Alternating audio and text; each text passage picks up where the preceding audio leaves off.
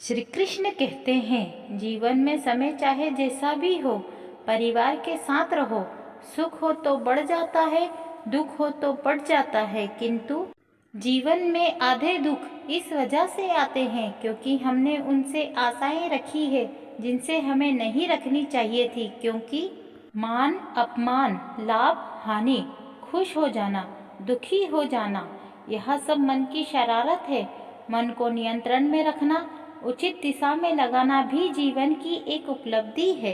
अपने धर्म का पालन करते हुए, धर्म के द्वारा, ईमानदारी और अपने ज्ञान द्वारा अपने कार्य को सही तरीके से करना परमात्मा द्वारा दिखाया हुआ रास्ता है, जो हमें एक अद्भुत आनंद देता है और शांति प्रदान करता है। श्री हरि विष्णु को अति प्रिय व्रत और तिथि। सनातन धर्म में एकादशी तिथि का विशेष महत्व होता है। यह तिथि भगवान विष्णु जी की पूजा अर्चना के लिए समर्पित होती है। एकादशी व्रत भगवान विष्णु जी की आराधना करते हुए सभी तरह की मनोकामनाओं को पूर्ण करने वाला है। सभी एकादशियों में इस देवस्यानी एकादशी का विशेष महत्व होता है। देवस्यानी यानी भगवान के विश्राम का समय। धर्म ग्रंथों और पुराणों के अनुसार देवस्यानी एकादशी तिथि से भगवान विष्णु 4 माह के लिए क्षीर सागर में शयन करने के लिए चले जाते हैं। इसी कारण से इसे हरिशयानी या देवस्यानी एकादशी के नाम से भी जाना जाता है। इसी तिथि से चतुर्मास आरंभ हो जाता है, जिसमें 4 महीने के लिए किसी भी तरह का शुभ विवाह, संस्कार, मांगलिक कार्य और धार्मिक अनुष्ठान करना वर्जित हो जाता है। एकादशी तिथि भगवान विष्णु की आराधना के लिए सबसे अच्छी तिथि मानी गई है। इसीलिए इस दिन जप तप पूजा पाठ उपवास करने से मनुष्य श्री हरि की कृपा प्राप्त कर लेता है। शास्त्रों के अनुसार इस दौरान भगवान शिव परिवार द्वारा सृष्टि का संचालन करते हैं। सावन सोमवार, गणेश चतुर्थी, शारदीय नवरात्रे आते हैं।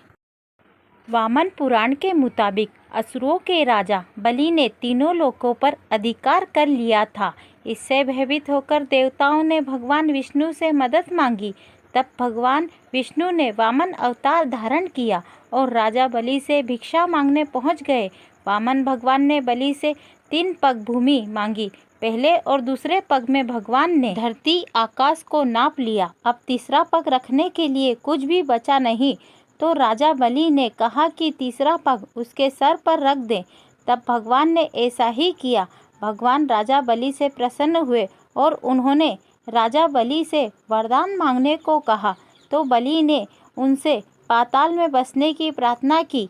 बलि की इच्छा पूर्ति के लिए भगवान को पाताल जाना पड़ा। भगवान विष्णु के पाताल जाने के बाद सभी देवगण और माता लक्ष्मी चिंतित हो गए। अपने पति भगवान विष्णु को वापस लाने के लिए माता लक्ष्मी गरीब स्त्री बनकर राजा बलि के पास पहुंची और उन्हें अपना भाई बनाकर राखी बांध दी। बदले में भगवान विष्णु को पाताल लोक से वापस ले जाने का वचन ले लिया।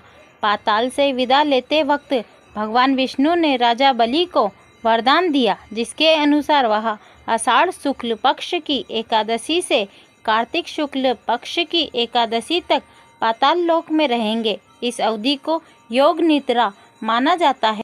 ब्रह्म वैवर्त पुराण के अनुसार एक अन्य प्रसंग में एक बार योग निद्रा ने बड़ी कठिन तपस्या कर भगवान विष्णु को प्रसन्न किया और उनसे प्रार्थना की, भगवान आप मुझे अपने अंगों में स्थान दीजिए। लेकिन श्री हरि ने देखा कि उनका अपना सारा शरीर तो लक्ष्मी जी द्वारा अधिष्ठित है। इस तरह इस विचार कर श्री विष्णु जी अपने नेत्रों में योग निद्रा को स्थान दिया और योग निद्रा को आश्वासन देते हुए कहा कि तुम वर्ष में 4 महीने मेरे आश्रित रहोगी। इसे ही देवस्यानी एकादशी कहा जाता है। इस साल 2023 की एकादशी आषाढ़ माह के शुक्ल पक्ष की देवस्यानी एकादशी तिथि की शुरुआत गुरुवार 29 जून 2023 को प्रातः 3:18 पर होगी और अगले दिन 30 जून 2023 को प्रातः 2:42 पर इसका समापन होगा। धर्म ग्रंथों में एकादशी तिथि पर चावल का सेवन करना वर्जित माना गया है, क्योंकि चावल में जल तत्व की अधिकता होती है। देवस्यानी एकादशी पर पीले वस्त्र ही पहने, भूल कर भी काले कपड़े न पहने।